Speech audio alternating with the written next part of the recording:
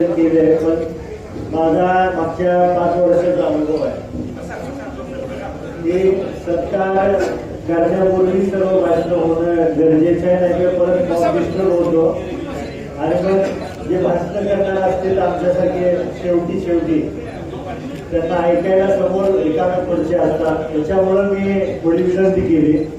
आज आपल्या लोकमाता अहिल्यादेवी प्रतिष्ठान यांच्या वतीनं समाजरत्न पुरस्कार आणि 10वी-12वीच्या विद्यार्थींचा गुणवंत विद्यार्थ्यांचा सत्कार सोहळा आयोजित केला.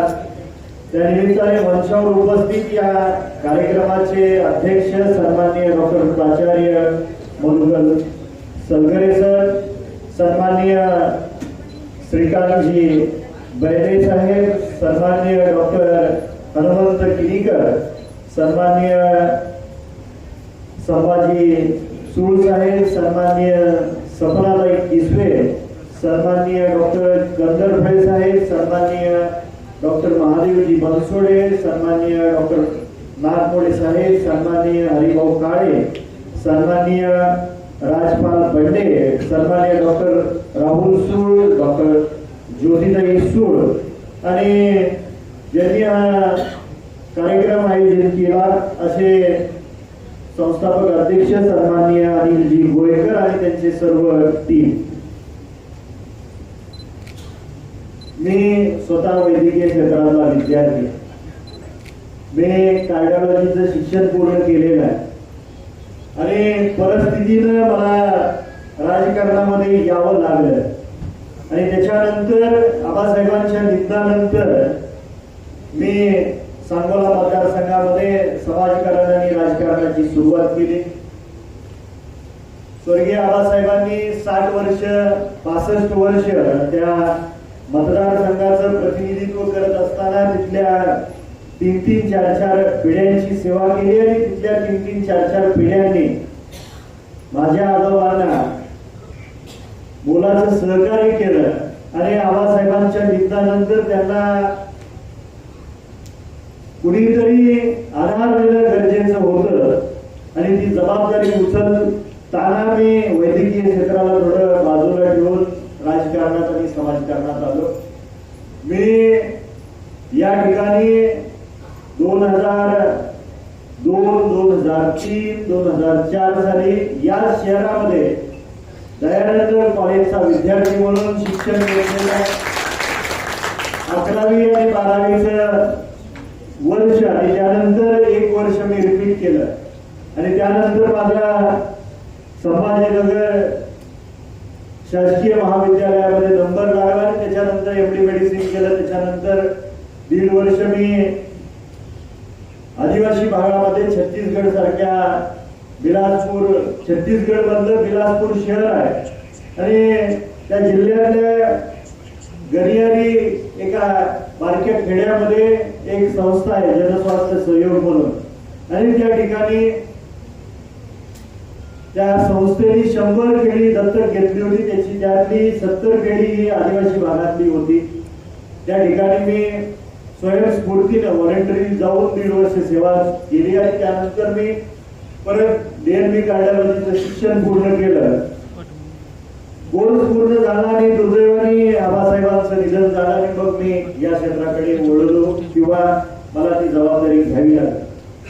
हा माझा वैयक्तिक जीवनाचा प्रवास मी आपल्या समोर मांडत असताना मला जे काही अनुभव आले, मी जे काही अनुभवातून शिकलो ते मला आपल्या समोर मांडायला आवडेल. कारण सूत्रसंचालन करताना सरांनी सांगितलं की मार्गदर्शक मंचावर तर मला वाटतं सगळ्यात म्हणजे वयाने लहान असणारा मी आहे आणि या सर्व ज्येष्ठ मंडळी समोर माझ्यासारख्या तरुणांनी मार्गदर्शन करणे की माझी योग्यता आहे की नाही मला माहित नाही, पण समाजाचा कार्यक्रम आहे आणि 10-15 दिवसापूर्वी वेळ घेतली होती आणि मी वेळ दिली होती. त्या कारणाने मी या शहरामध्ये सकाळी 12 वाजता पोहोचलो होतो, पण काही कारणास्तव मंडळी, नेते मंडळी किंवा इतर मान्यवर यायला उशीर लागल्यामुळे कार्यक्रमाला उशीर झाला, ही गोष्ट क्लिअर करणं गरजेचं असते माझ्यासारख्या तरुणाला. कारण स्वर्गीय आबासाहेबांची ओळख अशी होती की 12:30ला कार्यक्रम आहे तर 5 मिनिटं अगोदर ते उपस्थित राहायचे. त्याच्यामुळे ही काळजी घेऊन मी उपस्थित राहिलो. आणि कार्यक्रम समाजाचा एवढ्या कष्टाने आपण कार्यक्रम घेता, आमच्यासारख्या तरुणांना निमंत्रण दिल्यानंतर आमची नैतिक जबाबदारी असते की आम्ही वेळेवरती उपस्थित राहणं. मला तसं तर व्हायरल आहे, माझं नाक गळतंय आणि मला सर्दी झालेली आहे. पण तरुण सहकार्यांनी या जिल्ह्यातल्या सर्व समाज बांधवांनी कार्यक्रम घेतला म्हणून मी आवर्जून या ठिकाणी आलेलो. जीवन जगत असताना आपण कोणत्या क्षेत्रामध्ये काम करतो, बऱ्याचशा समाजरत्न पुरस्कार बऱ्याचशा विविध क्षेत्रातल्या नामवंत समाज बांधवांना या ठिकाणी देण्यात आला. त्यांचं मनापासून अभिनंदन करेन मी. पण अभिनंदन करत असताना त्यांनी त्या क्षेत्रामध्ये घेतलेले कष्ट आहे आणि ज्यावेळेस कोणतरी सत्कार करतं त्यानंतर आपली सत्कार स्वीकारल्यानंतर आपल्या खांद्यावरची जबाबदारी अजून वाढलेली असते. आणि निश्चितपणे आपल्या हातून भविष्य काळात सुद्धा खूप चांगलं काम होईल ही अपेक्षा व्यक्त करतो. आणि परत एकदा आम्हाला असंच आमच्यासारख्याला बोलून तुमचा चौकामध्ये मोठ्या लोकसंख्येच्या समोर तुमचाही सत्कार होईल अशी अपेक्षा व्यक्त करतो. मी वैद्यकीय क्षेत्राचा विद्यार्थी असल्या कारणाने राजकारणात ज्यावेळेस मी पाऊल टाकलं, आज 5 वर्ष झालं मी सांगोला मतदारसंघामध्ये काम करतो.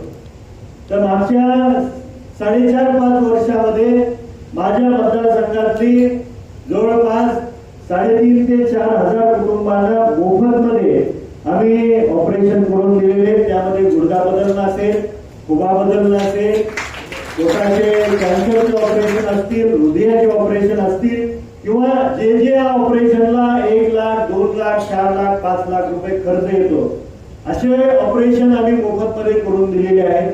पण याचा कुठेही सोशल मीडियावरती आम्ही गवगवा करत नाही. कधी आम्ही त्यांच्यावरती आमचा काही उपकार आहे ते कधी आम्ही त्यांना दाखवत नाही आणि मतं मागताना तर कधीच नाही. कारण माझ्या आजोबांनी काहीतरी संस्कार माझ्या कुटुंबाला आणि माझ्या तालुक्याला घालून दिलेला आहे. तो संस्कार पुढे नेण्याची जबाबदारी आहे. त्याच्यामुळे आम्ही त्या गोष्टीचा उहापोह करत नाही. पण या ठिकाणी माझ्यावर बरेचसे वैद्यकीय क्षेत्रातले नामवंत सर्जन आहेत, फिजिशियन आहेत, यांच्या माध्यमातून सुद्धा खूप चांगलं काम या जिल्ह्यामध्ये संभाजीनगरला काही डॉक्टर मंडळी खूप चांगल्या पद्धतीने काम करतात. डॉक्टर कंदरपळे यांचंही खूप चांगलं हॉस्पिटल आहे. त्यांच्या माध्यमातूनही संभाजीनगरच्या आसपासच्या पंचक्रोशीमध्ये समाजसेवा होत असणार आहे. पण मी विनंती एवढीच करणार आहे तुम्हाला सर्वांना की ज्या वेळेस माझ्यासारख्या तरुणाची गरज लागेल आणि या जिल्ह्यातल्या गरीब कुटुंबातल्या मुला मुलींना शिक्षणासाठी आर्थिक कारणाने तो विद्यार्थी किंवा विद्यार्थिनी वंचित राहत असेल तर कधी हात मारा, मी तुमच्या पाठीशी असेल. कारण आपण ज्या कुटुंबात जन्माला येतो, ज्या समाजात जन्माला येतो त्याचं देणं काहीतरी आपण असतो आणि ती परतफेड करण्याची आपल्याला संधी असते. ती करण्याची जबाबदारी माझ्यासारख्या तरुणांची. आणि त्याचबरोबर मुंबई सारख्या धर्मादायी हॉस्पिटलमध्ये बरेचसे ऑपरेशन मोफतमध्ये होतात. या ठिकाणी मंचावरची सर्व मंडळी आपल्याला मदत करत असेल, पण कुणाला वाटलं की बाबा एखादं ऑपरेशन आपल्याला मोफतमध्ये हवं आहे, कधीही तुम्ही मला फोन करू शकता. निश्चितपणे त्या पेशंटला मोफतमध्ये करून देण्याची जबाबदारी माझी असेल. फक्त विनंती एवढीच आहे की ऍडमिट होण्या अगोदर आम्हाला कळवा, जेणेकरून या ठिकाणी आम्ही मोफतमध्ये करून देऊ शकतो. त्या ठिकाणी तुम्हाला संबंधित व्यक्तीचा फोन नंबर दिला जाईल, तिथल्या व्यक्तीशी तुमचा संपर्क करून दिला जाईल आणि त्या ठिकाणी गेल्यानंतर ते ऑपरेशन मोफतमध्ये करून दिलं जाईल. या ठिकाणी आपण सर्वजण, मला वाटतं शेतकरी कोण नाही, शेती कोण करत नाही किंवा कुणाकडे शेती नाही, असं कोण असेल तर हात वरती करा. एक जण या 300-400 जणांमध्ये एका आपल्या समाज बांधवांनी हात वरती केला. याचा अर्थ 99.99% लोकांकडे शेती आहे. आज परिस्थिती अशी आहे की 10 वर्षापूर्वी जी परिस्थिती होती त्याच्या तुलनेत खूप गंभीर परिस्थिती वैद्यकीय क्षेत्रामध्ये आजारांची झालेली आहे. 10 वर्षापूर्वी 1 लाख लोकसंख्येमागे कॅन्सरचं पेशंट कमीत कमी जास्तीत जास्त 5 अशी संख्या असायची. आज माझ्या मतदारसंघामध्ये 1000 लोकसंख्येमागे एक कॅन्सरचं पेशंट आहे. ही परिस्थिती तुमच्याकडे असणार आणि ह्याला महत्वाचं कारण आहे जे नॉन कम्युनिकेबल आजार असतात ते 80% मला वाटतं आहारामधून होतात आणि आपल्या सर्वांकडे शेती असते. त्या शेतजमिनीमध्ये आपल्या कुटुंबासाठी लागणारा दररोज स्वयंपाक खोलीत लागणारा जो पालेभाज्या लागतात माळवं लागतं हे आपण स्वतःच्या कुटुंबापुरतं आपल्या शेतामध्ये पिकवणं गरजेचं आहे आणि सेंद्रिय पद्धतीने आपण पिकवलं तर निश्चितपणे कॅन्सरच्या आजारापासून आपण दूर राहू शकू. याची काळजी घेणं गरजेचं आहे. कारण एखाद्या कुटुंबामध्ये मध्यमवर्गीय किंवा गरीब कुटुंबामध्ये एखादा कॅन्सरचा पेशंट जर तयार झाला तर अख्खं कुटुंब आर्थिक दृष्ट्या मानसिक दृष्ट्या अडचणीत येतं आणि मग पुढच्या पिढीला कुटुंबाचा आधार जर गेला तर पुढच्या पिढीला मार्गदर्शन करायला लोक मिळत नाहीत, चांगले लोक मिळत नाही.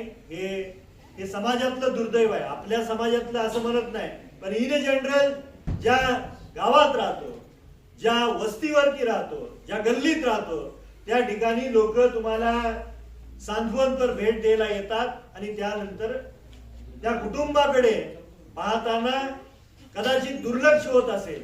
त्याच्यामुळे आपल्या कुटुंबामध्ये कॅन्सरचा पेशंट उद्भवणार नाही याची काळजी आपण स्वतः घ्यावी. त्याच्यासाठी स्वतःच्या कुटुंबामध्ये लागणार जे काही माळव असेल ते आपण स्वतः पिकवावे एवढी कळकळीची विनंती करतो. कारण आज भारत देश हा जगाची मधुमेहाची राजधानी म्हणून ओळखला जातो. पुढच्या 5 वर्षामध्ये या भारत देशातल्या नागरिकांनी जर सेंद्रिय पद्धतीने पालेभाज्या फळभाज्या पिकवल्या नाहीत तर पुढच्या 5 ते 7 वर्षामध्ये भारत देश हा जगाच्या कॅन्सरच्या पेशंटची राजधानी बनल्याशिवाय राहणार नाही. एवढी गंभीर परिस्थिती आपल्या देशावर. श्रावण महिना चालू आहे. कोण पाळतं कोण पाळावं कोणी पाळू नये ह्याच्यात मी जाणार नाही. पण मी वैद्यकीय क्षेत्राचा विद्यार्थी आणि हृदयरोग तज्ञाचं शिक्षण घेतलंय. मी तुम्हाला 2 वेगवेगळ्या मांसाचे प्रकार सांगणार आहे. एक लाल मांस असतं आणि एक पांढरं मांस असतं. लाल मांस हे पशुचं असतं, मग ते शेळी असेल, मेंढी असेल, बोकड असेल. आणि पांढरं मांस हे पक्ष्याचं आणि माशाचं असतं. मासे शिजायला किती वेळ लागतो ताई? 10 ते 15 मिनिट 20 मिनिटात ताईचं म्हणणं आहे. कोंबडी शिजायला किती वेळ लागते ताई? अर्धा तास. आणि मटण शिजायला किती वेळ लागतो? 1 तासाच्या आत मटण शिजत. जर शिजायला लाल मांसाला 1 तास लागत असेल तर ते पचायला किती वेळ लागत असेल याचा विचार करण्याची वेळ आलेली आहे. आणि जास्त मटण खाणाऱ्यांना हार्ट अटॅक येतो, हृदयरोगाचा धक्का बसतो. हे संशोधनातून समाजासमोर आलेलं आहे. बरोबर आहे का? आणि त्याच्यासाठी नाही तर परत माझ्यावर कोणतं टीका करेल. पण जे वैद्यकीय क्षेत्राचं ज्ञान आहे ते सांगणं खूप गरजेचं आहे. आणि त्याचबरोबर आपण जीवन जगत असताना आपण काय करतो, कोणत्या भागात जीवन जगतो, आपल्या या जीवनाचा म्हणजे कुणाच्या पोटी जन्म घ्यावा कुठं जन्म घ्यावा हे आपल्या हातात नसतं. पण हा जन्म अध्यात्मातल्या आता काही गोष्टी, एक दोन गोष्टी तुम्हाला सांगतो. हा जन्म आपल्या शरीराने घेतलेला नसतो. हा मानव जन्म हा 84 लक्ष योनीचा प्रवास करून आल्यानंतर आत्म्याने हा जन्म घेतलेला असतो. आणि आपल्या आत्म्याने जन्म घेत असताना काहीतरी कारण डोळ्यासमोर ठेवून जन्म घेतलेला असतो. मग जर आपण या शरीररूपी देहामध्ये त्या आत्म्याने जन्म घेतल्यानंतर त्या आत्म्याचं काहीतरी कारण आहे ते शोधणं गरजेचं आहे. आपण जन्माला का आलो हे जोपर्यंत उलगडत नाही तोपर्यंत आपल्याला समाधानाने आनंदाने जीवन जगता येत नाही. त्याच्यामुळं विद्यार्थ्यांना माझी विनंती आहे, तुम्ही ज्या क्षेत्रामध्ये भविष्य काळामध्ये शिक्षण घेणार आहे ते मन लावून घ्या.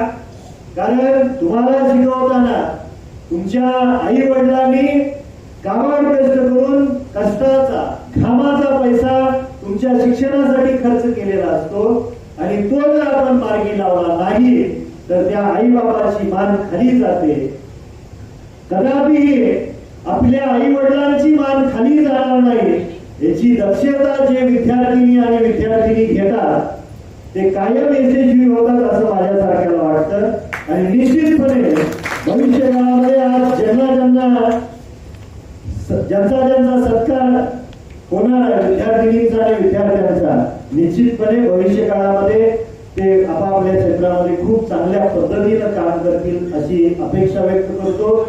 आणि ज्या माणसाने हा कार्यक्रम आयोजित केला त्यांचं मनापासून अभिनंदन करतो. आणि माझ्यासारख्याला या ठिकाणी बोलवलं, आपल्यात मिसळण्याची संधी दिली. बऱ्याच मंडळींची, मंचावरच्या सर्व मान्यवरांची, समोर बसलेल्या सर्व समाजरत्न पुरस्कर्त्यांची माझी ओळख झाली. त्याबद्दल अनिल गोळेकर आणि त्यांच्या सर्व टीमचं मनापासून अभिनंदन करतो आणि अंतःकरणपूर्वक आभार मानतो. थांबतो. जय हिंद.